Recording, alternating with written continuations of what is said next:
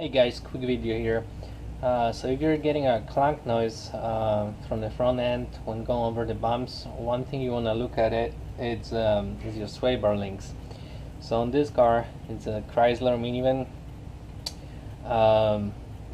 This sway bar link has two ball joints on each end, and when they wear out and suspension moves up and down, those ball joints will cause the noise.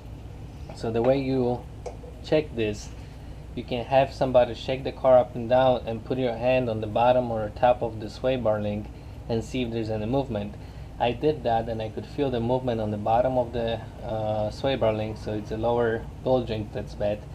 And I wanted to show you. I disconnect the top of the sway bar link, and after I disconnect it, I can move it up and down.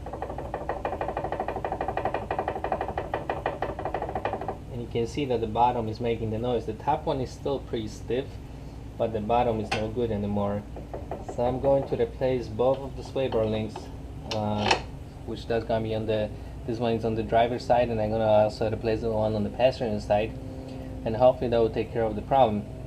So like I said earlier, if you guys are getting like a clunk noise when going over the bumps on even road or potholes, that's the first thing I will look at, because it's easy to replace and it's really common. So I hope with this video will help you diagnose your noises in the front suspension. So if you like the video, please hit like and subscribe. Thanks for watching.